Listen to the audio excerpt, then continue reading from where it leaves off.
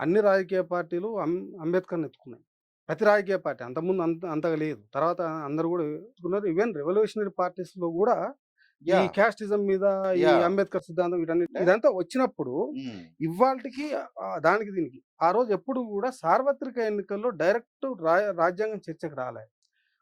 First time రాజ్యాంగమే ప్రధాన ఎజెండాగా ముందుకొచ్చింది. అదే అంటే మీరన్నదానికే నేనొస్తా ఉన్నాను. అంటే రాజ్యాంగానికి సంబంధించినటువంటి చర్చ 3 దశల్లో జరిగినప్పటికిని, హ్మ్. ఇప్పుడు జరుగుతున్నటువంటి చర్చ ఏంటిది అనంటే, it is about direct debate on the constitution.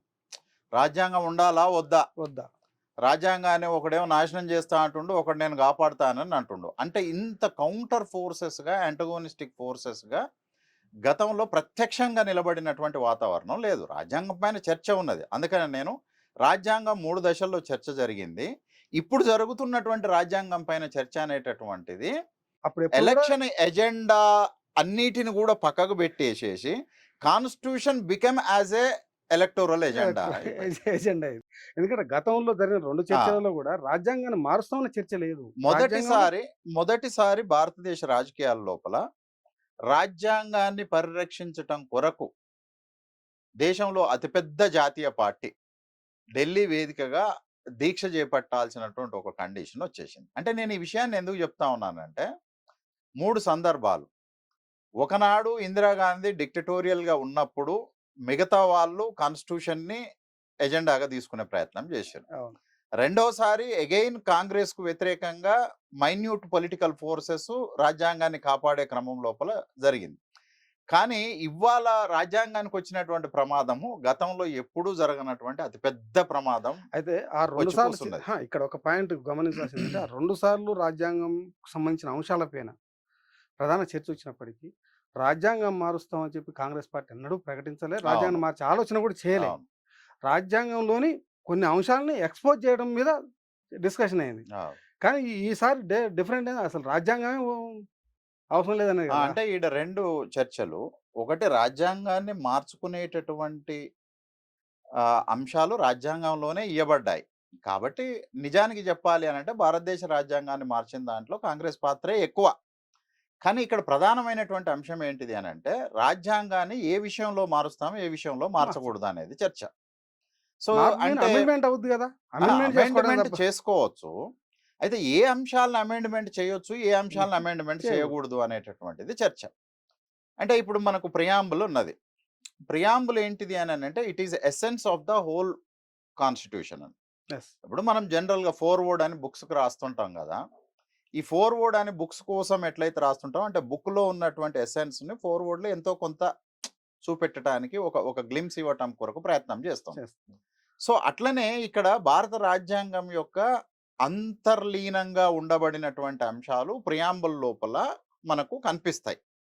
అయితే ప్రియాంబుల్‌ని చేంజ్ చేయొచ్చా లేదా అనేటటువంటి చర్చ కూడా సుప్రీం కోర్ట్‌లో చాలా పెద్ద ఎత్తున డిస్కషన్ జరిగింది. ఒకవేళ రాజ్యాంగాన్ని పార్లమెంట్ మార్చొచ్చా అనంటే ఏ అంశాలు మార్చొచ్చు, ఏ అంశాలు మార్చకూడదు అనేటటువంటి చర్చ జరిగింది. హ్మ్. అంటే సహజంగా దాని దాని ప్రాథమికమైనటువంటి మూలాల లోపల మార్చటానికి పార్లమెంటుకు గూడా హక్కు లేదు అనేటటువంటి వ్యాఖ్యానాలు సుప్రీం కోర్ట్ గూడా జేషింది. యెస్. అయితే ఇక్కడ నేనేమంటున్నానంటే అసలు ఇప్పుడు జరుగుతున్నటువంటి చర్చ అట్లాంటిది ఏది గాదు. ఇప్పుడు జరుగుతున్న చర్చ ఏంటిది అనంటే అసలు ఈ రాజ్యాంగమే ఈ దేశానికి పనికిరాదు. దీన్ని మొత్తంగా తీసేసి కొత్త రాజ్యాంగం తీసుకొని రావాలనే ఒక చర్చ జరుగుతుంది. అయితే దానికి కారణం ఏంటిది అనంటే రాజకీయ పరిస్థితులు అనేటటువంటి ఇతరత్రా అంశాలని సమూలంగా మార్చేటటువంటి ఒక ప్రయత్నం చేస్తుంది. కాంగ్రెస్ పార్టీ బేసికల్‌గా ఒక లిబరల్ పార్టీ. హ్మ్. లిబరలిజం అది. ఆహ్, బీజేపీ పార్టీ బేసికల్‌గా ఇది fundamental, orthodox, conservative political party. అంటే to say in another way we call it as a right wing political party. Yes. ప్రపంచం లోపల రైట్ వింగ్ పాలిటిక్స్ ఉంటాయి. ప్రపంచం లోపల లిబరల్ పాలిటిక్స్ ఉంటాయి. ప్రపంచం లోపల left left politics. Wing politics అనేటటువంటివి ఉంటాయి. అయితే ఇప్పుడు ఇక్కడ వార్ ఎక్కడ జరుగుతుంది అనంటే రెండిటి మధ్య లెఫ్ట్ టు రైట్ గాదు. లెఫ్ట్ టు సెంటర్ గాదు. సెంటర్ కాదు. రైట్. అంటే ఇప్పుడు సెంటరు తర్వాత రైట్ వింగ్ మధ్యన ఒక ఘర్షణ జరుగుతుంది. అంటే ఈ ఈ దేశాన్ని నిర్మించేటటువంటి క్రమం లోపల పోస్ట్ కలోనియల్ ఇండియా లోపల ఈ దేశాన్ని నిర్మించేటటువంటి క్రమం లోపల లిబరల్స్ యొక్క పాత్ర చాలా కీలకమైనది. లిబరల్సే ఈ భారత రాజ్యాంగాన్ని తయారు చేశారు. అందుకనే భారత రాజ్యాంగం యొక్క స్వభావం ఏంటిది? అంటే ఏంటిది కాన్స్టిట్యూషన్‌కు? దీని నేచర్ ఏంటిది? కోటిరెడ్డి అంటే కోటిరెడ్డి ఏంటిది? ఆకారం గాదు.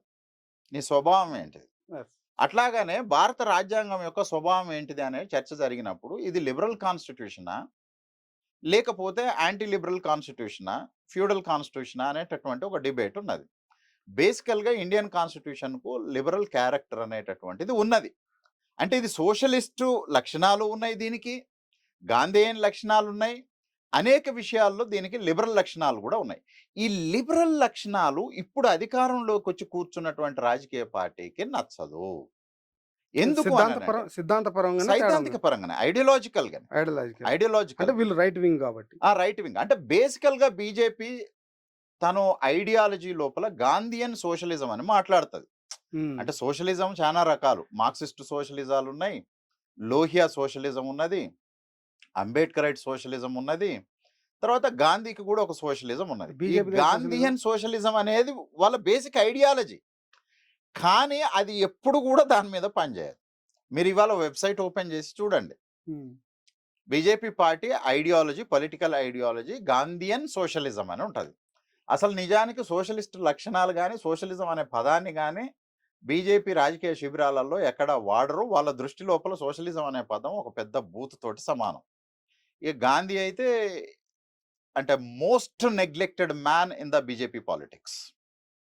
అతన్ని చంపటం కూడా సరి అయినటువంటి చర్య అనేటటువంటి వాదన బీజేపీ శిబిరాల లోపల చాలా పెద్ద ఎత్తున యాక్సెప్టెడ్ థింగ్ అన్నమాట. గాంధీ హంతకుడినే వాళ్ళు అది యాక్సెప్టెడ్ థింగ్. చేస్తున్నారు కదా. అంటే నేను చెప్పేది ఏంటిది అని అంటే బేసికల్‌గా బై టెక్నికల్‌గా it looks as like A Gandhian socialism. కానీ ఆ గాంధీ లేడు, సోషలిజము లేదు బీజేపీ లోపల. దాని కానీ మరి సహజమైనటువంటి ఇంకొక చర్చ ఐడియాలజీ ఇంకోటి కూడా ఉంది. అసలు బీజేపీ పార్టీ ఆర్ఎస్ఎస్ సృష్టించినటువంటి శాఖలలో ఒక శాఖ అని రాజకీయ శాఖ అనేది అంటే కూడా ఉంది. నిజానికి ఆర్ఎస్ఎస్ కంటే ముందు నుంచే హిందూ పొలిటికల్ ఐడియాలజీ కలిగినటువంటి సంస్థలు చాలా ఉన్నాయి. అఖిల భారత హిందూ మహాసభ అనేది ఒకటి ఉండేది. పంజాబ్ హిందూ మహాసభ అనేది ఒకటి ఉండేది. ఈ అఖిల భారత పంజాబ్ హిందూ మహాసభలు అనేక రూపాంతరాలు చెందుకుంటూ అది జనసంఘగా వచ్చింది. సో ఈ అఖిల భారత హిందూ మహాసభ అనే ఒక రాజకీయ పార్టీ జనసంఘకు మధ్యలో ఆర్ఎస్ఎస్ అనేటటువంటిది ఒక కల్చరల్ వింగ్‌గా పుట్టుకొని వచ్చింది. అయితే గతంలో పొలిటికల్ పార్టీనే ఐడియాలజీని డిటర్మైన్ చేసేది. కానీ ఇవాళ పరిస్థితి ఏంటిది అని అంటే పొలిటికల్ ఐడియాలజీని ఒక కల్చరల్ వింగ్ డిటర్మైన్ చేస్తా ఉంది. అంటే ఆర్ఎస్ఎస్ అనేది ఒక కల్చరల్ వింగ్. జనసంఘ అనేటటువంటిది ఒక పొలిటికల్లీ ఐడియాలజికల్ వింగ్.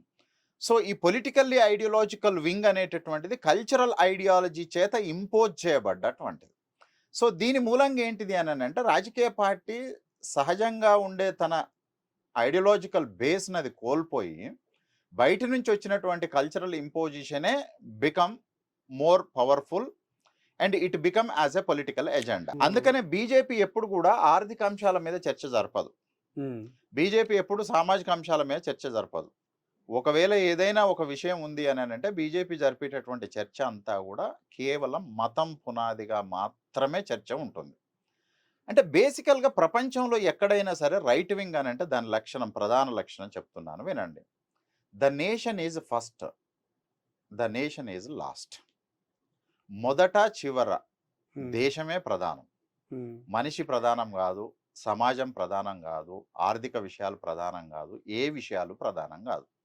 అందుకనే మీకు ఊహ తెలిసిన దగ్గర నుంచి ఒకవేళ బీజేపీ రాజకీయాల గురించి మీకు తెలిసి ఉంటే బీజేపీ అనేటటువంటిది దేశం గురించే మాట్లాడుతుంది తప్ప ఇంకా దేని గురించి మాట్లాడదు. వ్యక్తుల ప్రయోజనాలు ఇంపార్టెంట్ కాదు, రాజకీయాలు ఇంపార్టెంట్ కాదు, ఏది ఇంపార్టెంట్ కాదు, దేశం అంటే దేశం అంటే వాళ్ళ అర్థం లోపల